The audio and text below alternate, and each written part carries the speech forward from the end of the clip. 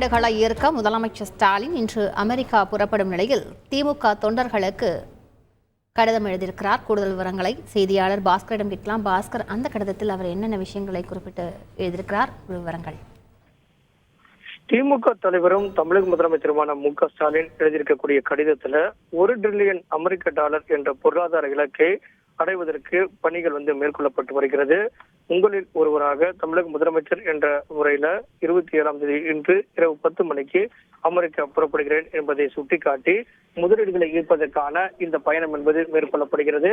ஏற்கனவே ஐக்கிய அரபு அமீரகம், சிங்கப்பூர், ஜப்பான், ஸ்பெயின் ஆகிய நாடுகளுக்கு ஏற்கனவே முதலீட்டுகளை ஈர்ப்பதற்கு சென்று வந்திருக்கிறேன். அதே நேரத்தில் 2024ஆம் ஆண்டு ஜனவரி மாதத்தில் நடைபெற்ற உலக முதலீட்டாளர் மாநாட்டின் மூலமாக 10 லட்சம் கோடி ரூபாய்க்கான முதலீடுகள் தமிழகம் மூலம் ஈர்த்திருக்கிறது.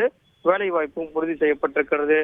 கடந்த 21ஆம் தேதி நடைபெற்ற முதலீட்டாளர் மாநாட்டின் மூலமாக ஒரு 17,000 கோடி அளவுக்கு புரிந்துணர்வு ஒப்பந்தங்கள் கையெழுத்தானது. 51,000 கோடி மதிப்பிலான 28 திட்டங்களுக்கு அடிக்கல் நாட்டப்பட்டு 1 லட்சம் பேருக்கு வேலை வாய்ப்பு என்பது உருவாக்கப்பட்டிருக்கிறது. பன்னாட்டு நிறுவனங்கள் எல்லாம் வின்பாஸ் போன்ற மின் வாகன நிறுவனங்கள் எல்லாம் தமிழகத்தில் தொழில் தொடங்குவதற்குண்டான அடிக்கல் நாட்டு விழாவும் மேற்கொள்ளப்பட்டிருக்கிறது.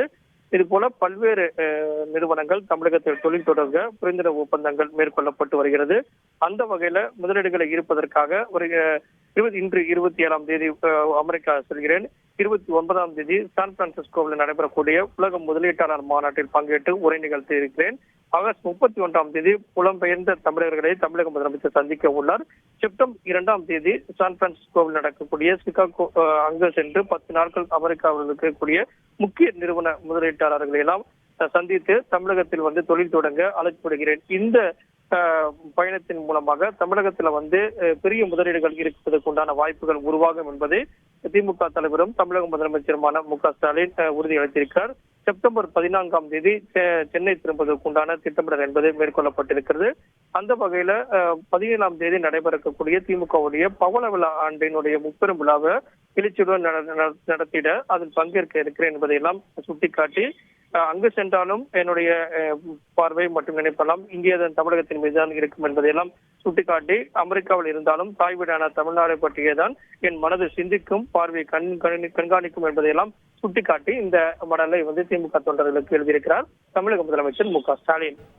கூடுதல் விவரங்களுக்கு நன்றி பாஸ்கர். செய்திகளை உடனுக்குடன் தெரிந்து கொள்ள உடனே சப்ஸ்கிரைப் பண்ணுங்க.